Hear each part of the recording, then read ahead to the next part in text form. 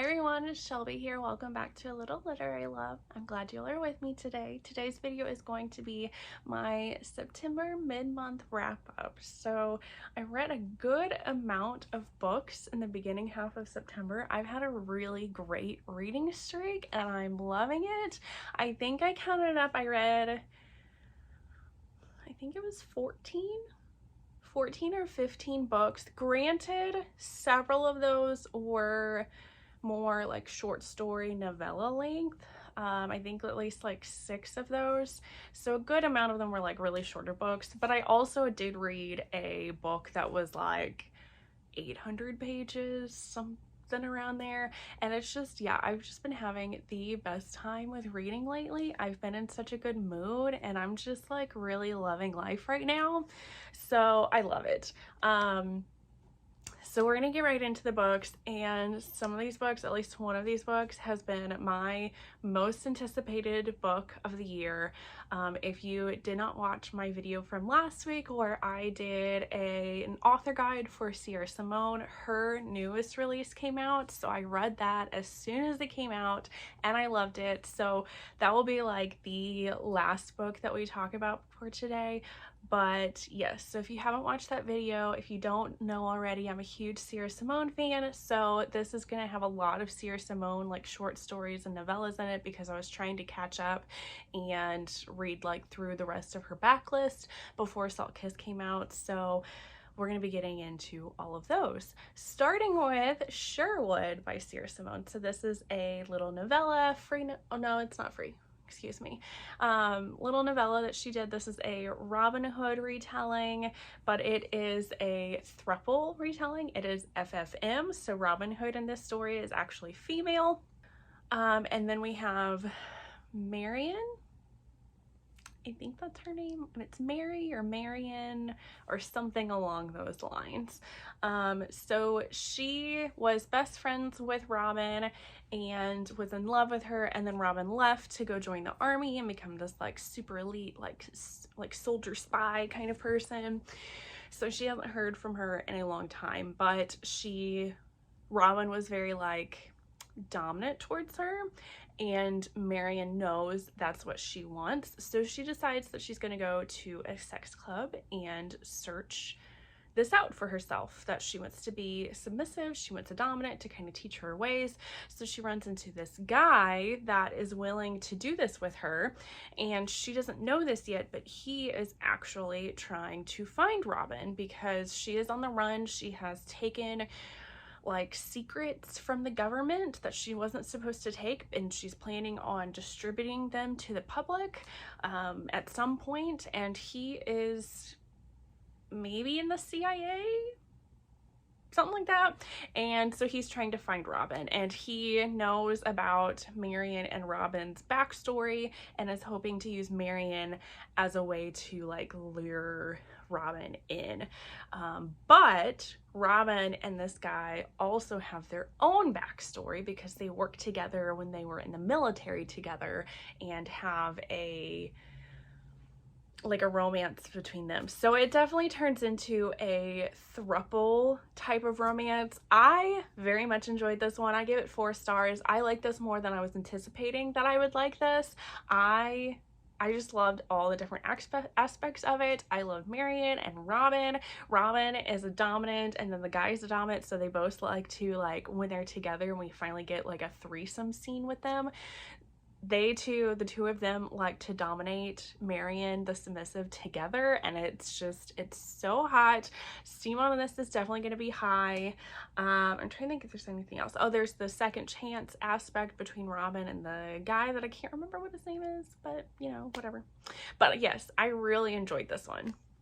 Then I read Pretty Little Killer by A.J. Merlin. This is the second book in her Pretty Obsession series, which I think this is going to end up turning into a trilogy. I can't remember when the 3rd book is coming out. I absolutely loved the first book of this series. So this continues on. This is like more that like romantic suspense, dark romance kind of thing. She's kind of found out that the guys that she likes are murderers, and she had gone away for winter break, so now she's coming back to the university and she's trying to figure out what she's going to do. In her head, she knows that she needs to not talk to these guys ever again. She needs to break up with them, even though they're not 100% like together, sort of. But then she's still very attracted to them, and in her heart she wants them. So there's some things that happen when she comes back to school. There are trigger warnings in this one. She does end up getting sexually abused by a teacher, and then the rest of this book is her dealing with this and how she goes with this. So I'm trying not to give too much away, because I really felt like with the first one that you should just go in blind, and that's how I felt with this one. I just wanted to go in blind.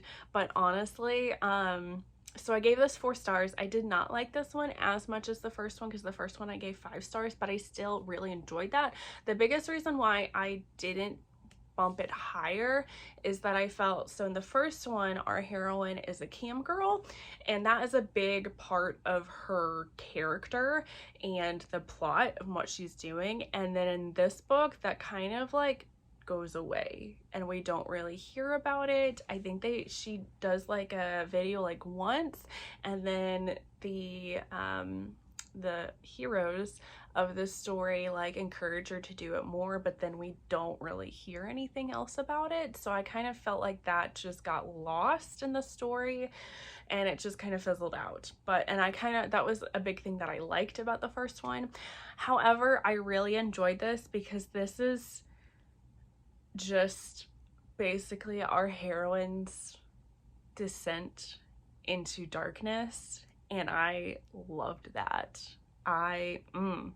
This is great. So this is another throuple romance. It's MMF. There's serial killers, so there's many trigger warnings besides the sexual assault, which does happen on page. You do witness it. It is not, so for me, I've read a lot of dark romance. It is not the darkest sexual assault scene I have read, but it is still very traumatic for our heroine. So just be aware of that. So then there's also murder and torture and lots of blood stuff, and it's definitely a dark romance. Steam on this is also going to be very high, and it was very good, and I very much look forward to reading the 3rd book whenever that does come out. Then I read Archangel's Kiss by Nalini Singh. This is the 2nd book in her Guild Hunter series. So this is a angel vampire hunter romance, but cliffhanger, this might be a little bit spoilery if you haven't read the 1st book of the series, but there's a cliffhanger at the end of the 1st book, and our heroine ends up getting turned into an angel.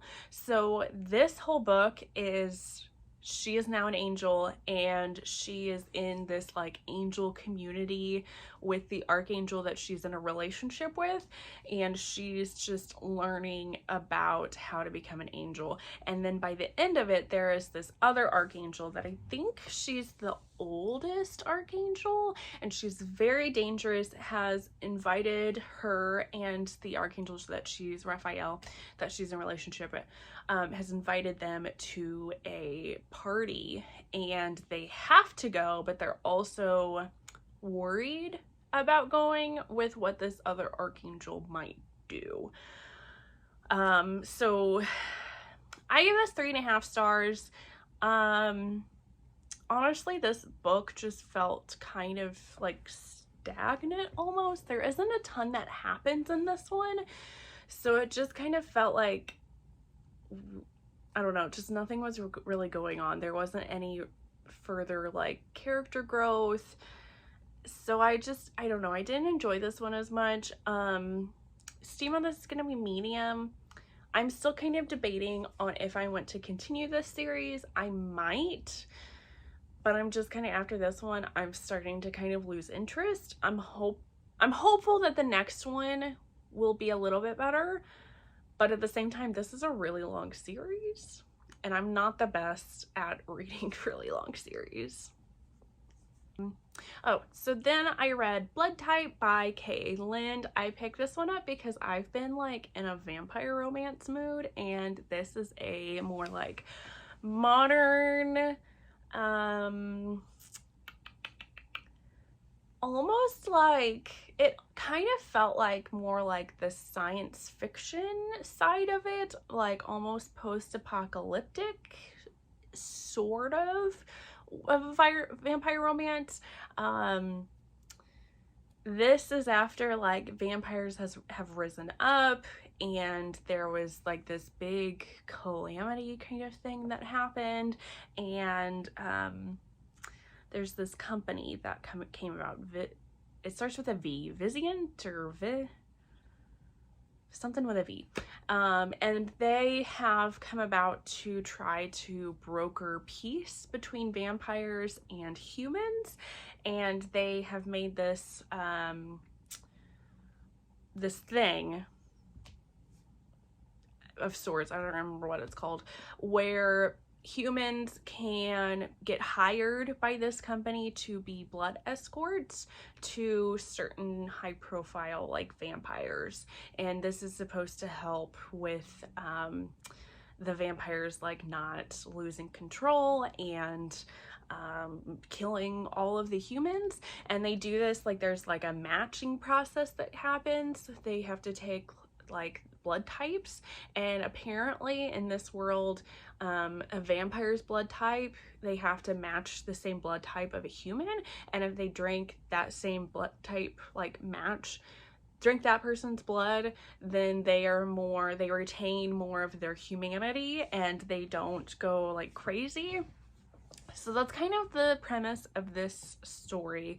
Our heroine, Raina, she is going to be a blood consort because basically she can't find a job, and she's just wasting space at her brother's apartment because she's another mouth for them to feed, because she doesn't have enough money to go to university, and all of the jobs that are available, you have to have like a university degree for her to get, because so she's kind of stuck. This is her only option to be able to send money back to her family.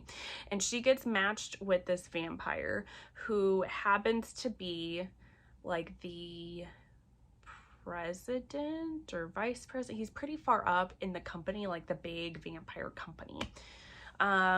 I gave this one 4 stars. I was very intrigued by this. Just the whole world I found very intriguing, like the whole concept of like the blood matches and how all that worked. And like I said, it was much more like science based than like a pure like fantasy kind of book. This was actually a lot more political than I was anticipating.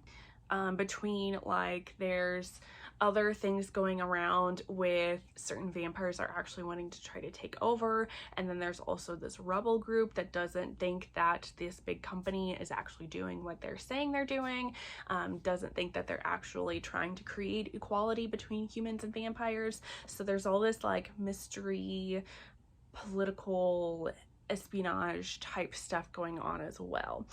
Steam on this is going to be medium. There is a spicy scene, but we do not get to it until like near the end.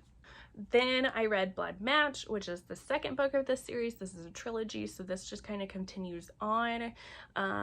So the first book kind of ends on a cliffhanger. Raina has been taken by these like bad vampires, and then she's there until she gets rescued, and she is somewhat initiated into this rebel group, and this rebel group becomes a bigger thing in this book. Steam on this is still going to be medium. I give this one 4 stars. And then I finished Blood Cure, which is the last book of the series. I didn't like this one as much, but then I felt like the ending really made up for it, so I gave this one 4 stars as well. So this one is again with the rebel group, and in this one I liked Raina becomes more of a powerful character. She becomes more queenly and she becomes more of like a leader for this rebel group. They have been in shambles and she is trying to bring them back together so that they can defeat like the big bad of this story. But again, I do really like this, that it is more like science-based. There is a scientist that is studying their blood. Raina and her guy that she's with discovered that they are a blood match, which means they're basically like soulmates, like a 1 in a million kind of chance that their blood like truly matches each other. And so with that they have these certain abilities. So it's, I don't know, I really was fascinated by this world and I really enjoyed this one.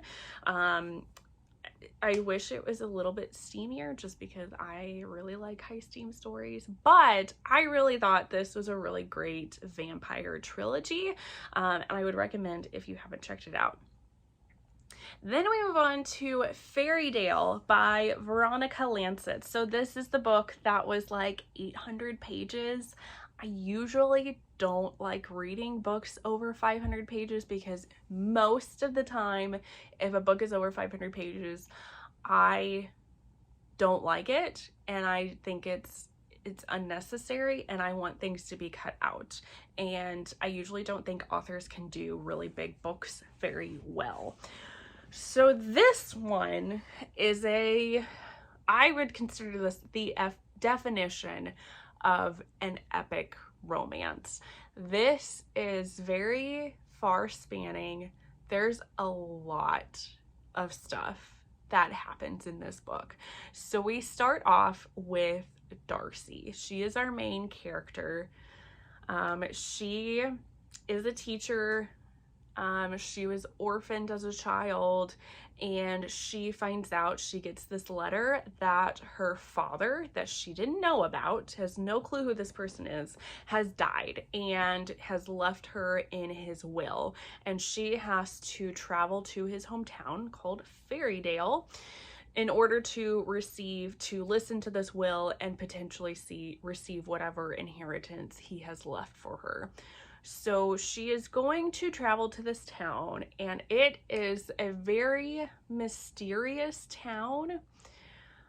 Lots of strange things happen. She gets put up in this creepy house by herself, and then it gets burnt down. So then she moves in with this family that takes her in, but they're in there's this rivalry with her families, like where her father comes from, like his family.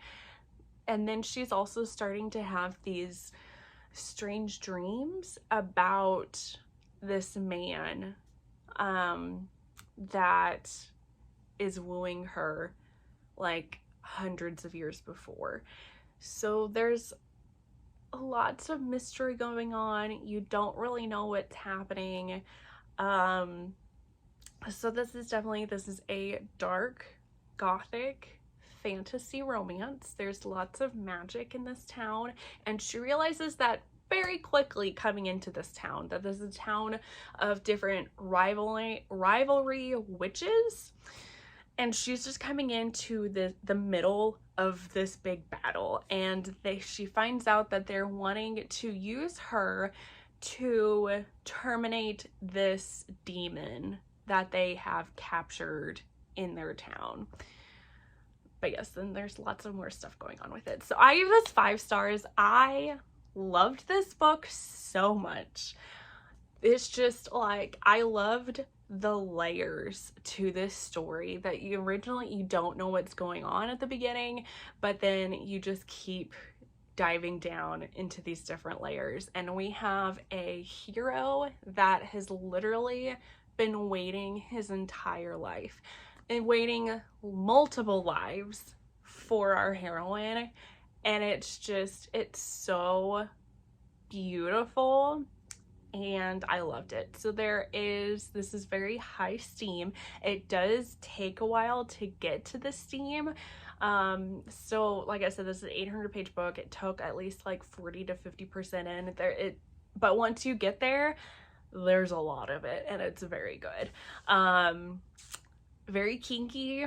There are trigger warnings in this one for infertility, so just know that. But I don't know. I feel like I'm not doing it justice trying to describe this book because I don't want to give anything away, but I also it's hard to describe what this is about when there's so much going on with this. Like, it is so deep. But like I said, this is a true epic romance, and I devoured it. I loved it so much, and I really want to read more books from this author. It was so good. And I almost like the town, it almost gave me Pleasant Valley vibes. If you've ever seen that movie where they like go into like the TV and everything's like black and white and like very surface level, and then like it seems like very pleasant on the surface, and then you dig deeper and then it's like, oh, maybe some other weird creepy stuff is going on and it's not actually super duper pleasant. So I got a little bit of that vibes, at least from the town aspect, but then just it's so good, guys. Then I read The Fae Queen's Captive by Simone. So this is a novella that she wrote as part of the Peculiar Taste series, which was originally a Kickstarter that Katie Robert did. So there's several authors that wrote stories for this. So this is a fantasy romance. This is a sapphic romance. This is about our human heroine, and she is on an excavation in England, and she gets taken by these fae creatures into the fae realm and brought to their queen, and she is supposed to be the queen's toy, and she's very much here for that. She's very ready to be the queen's toy. And then there's some other stuff going on about every so many years, one of the queens of the different courts of the Fae have to make this sacrifice, and you're trying to figure out like what she's going to sacrifice. So I give this one 4 stars. I very much enjoyed this one. Steam was gonna be more like medium high, but I just really loved this sapphic romance. It was very good, especially for how short it is. I very much liked all our characters in this one, and I kind of want like Simone to like write more like Fae stories because I just found it very fascinating. Then I read Sweet Inferno by Elliott Rose. This is the first book in her Nocturnal Heart series. This is actually more novella length, and then I believe the rest of the books in this series are full novel length. This is a paranormal fantasy romance, and this is about a shifter, and he is a spy, and he is going to this castle of sorts to try to take this thing, and I don't remember what it's called, but he runs into this witch that works there, and he is trying to interrogate her and scare her into giving up where this item, whatever thing, is at, and to tell him where it's at, or to at the very least find it for him and give it to him. And she has no idea what he's talking about, but as soon as they meet, they have this instant attraction towards one another, and so they're just working through that, like the espionage and their attraction and what have you. I gave this 3.5 stars. I didn't enjoy this as much as I wanted to. I really liked the world. I found the world kind of intriguing, and I really wanted more from it, but that's just like the overall feeling from this that I got. It left me wanting more. It didn't feel complete. Then the hero and the heroine, it felt very insta-lust, and then when they were like, oh, I love you, it felt fake. Like it was very not believable. So I don't know if it was just because it was novella length. I might read the next book in this series, and I'm hoping that will give me that like completion that I'm looking for, because like I said, it just felt like there was something missing from this. Then I read Salt in the Wound by Simone. This is a prequel novella to her Lionese trilogy, where a lot of Simone's books where she has like a little like novella, like short story like added on to the book series. I don't think most of those are necessary. This one I think is absolutely necessary. I would highly recommend reading this one before you dive into the actual books of the trilogy. So this starts off, this is, like I said, the prequel to Lionese. So Lionese is a Tristan and Isolde retelling. So this is about Isolde. She is about to start university, but she doesn't really. So she is wanting to be a nun. That is what she has wanted all of her life. She is very much within her Catholic faith. That is a big part of her life. She wants to be a nun, but her father owns this really big bank, and her father has arranged for her to get married to Mark. So Mark is he is the owner of a sex club, but his sex club deals in secrets. Like, the people that go there are very elite people. They are presidents, they are business, like the top execs, business people. They are world leaders. They come to this club and they do not pay in money, they pay in secrets. So Mark used to be part of the CIA, and he is still kind of dealing it within the espionage type thing. So her father wants her to marry him so that it can make her father like more powerful, and vice versa. Like, it's just to kind of help both of them become more powerful, and she's kind of this pawn in between them. So she does not like this plan and hates it, but she talks with her uncle, who is actually a cardinal within Catholicism in the Catholic Church, and he kind of tells her that this is the path that God chose for her. And this is just me, I'm suspicious that he's also using her as a pawn to bring secrets to the Catholic Church of different things going on. That's my theory, at least. But anyway, so I give this 4 stars. I really enjoyed this first little like snippet into the series. Steam on this one is going to be a little bit more medium. We do not have as much steam in this one. Our heroine is a submissive but he does bring her to his club, because he says if anybody's going to believe that I am married to somebody, they have to be submissive and they have to be within the lifestyle with me. So they're trying to like fake it, even though she also, once they start doing some stuff together, realizes that she's into the stuff that he likes. But she's a virgin, and yeah, so there's not as many, but the steamy scenes are still just like perfect.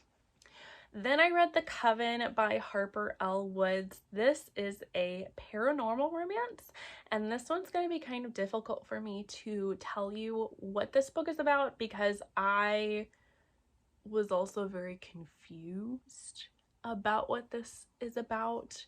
So we have Willow, and she is a witch, and she is supposed to go to this magical school of other witches. She wants to go there to take down the Coven, which is like the governing body of the witches. And she's kind of a pawn for her father. Her father wants to do this to take them down, to get revenge against his sister who was killed, and to get revenge because his powers were like taken away. So like, part of this society, male witches can either decide to stay witches, or if they want to have children, they have to give up their powers. stuff. So we have that, and then there's also Gray, who is this figure. So there's like the witches, and then there's these creatures known as vessels. And Gray is a vessel, and he's somewhat being used by the Coven to get Willow there because they're wanting to use her. Like I said, it's very... I'm just gonna say I gave this 3 stars, and I kind of want to give it lower. I just felt like this was very convoluted, and it was very confusing, and there was just too much going on. So there was a lot of stuff that I did not understand whatsoever. There's some stuff with like the vessels, and it's kind of confusing what exactly those are. At some points they kind of seem like vampires, but then at other points they also kind of seem like they're like demons, just like trapped in these human like shells. So Gray is wanting Willow to free the vessels, and she doesn't want to do that. The witches and the vessels don't like each other, but then I also didn't really understand why. So Gray is the headmaster of the school, and I didn't understand that whatsoever, why they made him the headmaster if they don't like vessels. And then they also give in to the vessels a lot, like every like month or so a witch is given to a vessel for him to well, not just him, there are some female vessels to suck their blood. And it just didn't make any sense to me. The ending very much surprised me. I was listening to this on audio, and I was just like going, like, the entire ending of this story really, really intrigued me, and it had me like hooked. But the rest of the story, I was just, like I said, it was just confusing, and it didn't make any freaking sense. I've also heard some people, when I was looking through reviews, because I didn't really quite know how to review this and how to rate this, so I just kind of gave it 3 stars, like I was the middle of the road, because I didn't really know how to rate this one, because I didn't really understand, like, know how to rate, like, my feelings for it. There were some people that mentioned they did not like this because it's very confusing, the heroine's age. Some people said that they reached out to the author and she said that the heroine is 18, but then they said there are lots of points in this book where it talks about her being 16. So people are very confused by that. And then there's a scene that I know a lot of people didn't like that's very dubious consent, sort of. I don't know.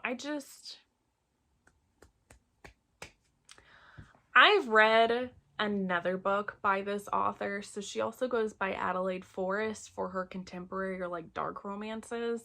And I was not a fan of that as well. So I'm kind of wondering if this author is just not an author for me, because her stuff just, it keeps like not working for me. There's stuff that I just don't really care for, and I wanted to like this one because one of my friends absolutely loves this duet. So there is another book, and she alluded to that there might be more, that like this might turn into a series at some point, but she loves this one, and so I was trying it out for her, and I don't think I liked it. So then I read Snow Place Like LA, which is a little novella in the Christmas Notch series by Julie Murphy and Sierra Simone. This is in between book 1 and book 2. But this is about Luca and Angel, and they had this romance that started in the first book, but then Angel ghosted Luca. And so now both of them are back in LA and sparks are kind of flying again. So this is a second chance male-male romance. I gave this 3 stars. I thought this was just kind of meh. It wasn't anything like spectacular. It wasn't super original, I felt like. There was also a miscommunication trope, which I absolutely hate.